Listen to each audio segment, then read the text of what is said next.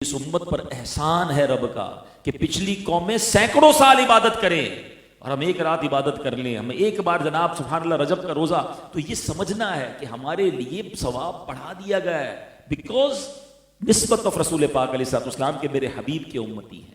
تو یہ وہ مبارک مہینہ جس کے بارے میں احادیث میں مضمون ملتا ہے کہ رجب اللہ کا مہینہ ہے, شعبان نبی پاک علیہ السلام کا مہینہ ہے, اور رمضان نبی پاک فرماتے ہیں میری امت کا مہینہ. علامہ صفوری رحمۃ اللہ تعالی علیہ بڑی کمال کی بات فرماتے ہیں.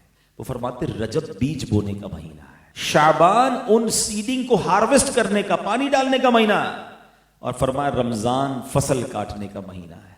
اب اس کی انٹرپریٹیشن کیا ہے کہ رجب میں جو عبادت کا بیج نہیں بوتا, شعبان میں ان بیجوں پر اپنے آنسوؤں سے آبیاری نہیں کرتا, اور سبحان اللہ رمضان میں پھر وہ رحمت کی فصل کیسے کاٹے گا.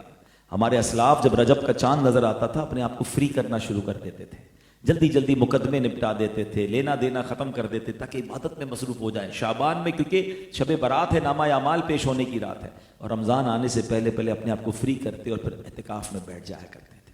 مگر ہماری کیا روٹین میں کوئی فرق آتا ہے کہ کوئی رجب آ گیا, یہ واقعی کوئی اسپیشل مہینہ ہے؟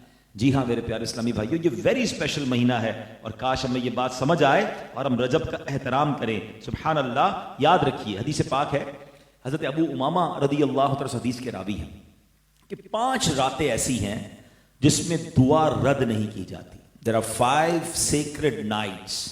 ٹھیک ہے, ذرا غور سے سن لیجیے. 5 راتیں ایسی ہیں کہ دعائیں رد نہیں ہوتی, قبول ہوتی ہیں. نمبر 1 رجب کی پہلی رات. نمبر 2 فرمایا شعبان کی 15ویں رات, وہ بھی انشاءاللہ اگلے مہینے آنے والی ہے. پھر فرمایا شب جمعہ. یہ دیکھیں کچھ راتیں سال میں ایک بار آتی ہیں, اور اللہ کی رحمت سے ہر ہفتے ایک رات ہے.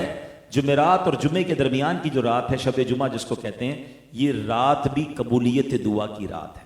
4 فرمایا عید الفطر کی چاند رات, اور 5واں فرمایا عید الاضحیٰ کی رات, یعنی جس دن صبح عید الاضحیٰ ہو اس سے پہلے کی رات بھی.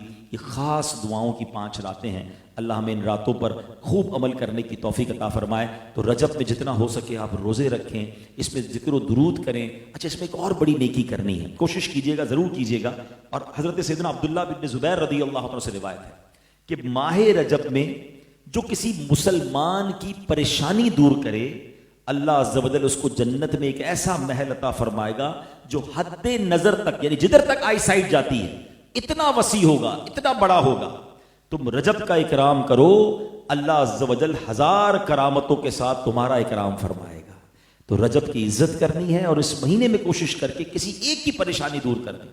اور پریشان کو ڈھونڈنا مشکل نہیں ہے, آدھی دنیا ہی پریشان ہے, ٹھیک ہے نا. ہمارے ملازمین میں, ہمارے غریب رشتہ داروں میں بہت سارے لوگ کسی نہ کسی ڈیفیکلٹی میں. تو کوئی ایک کسی کی پریشانی, چاہے وہ مالی پریشانی ہے, مورل سپورٹ چاہیے, کوئی اس کو جناب کسی طریقے بھی ہیلپ چاہیے, اس کی پریشانی آپ اس نیت سے دور کریں, انشاءاللہ اللہ کریم ہماری پریشانیوں کو دور فرمائے گا.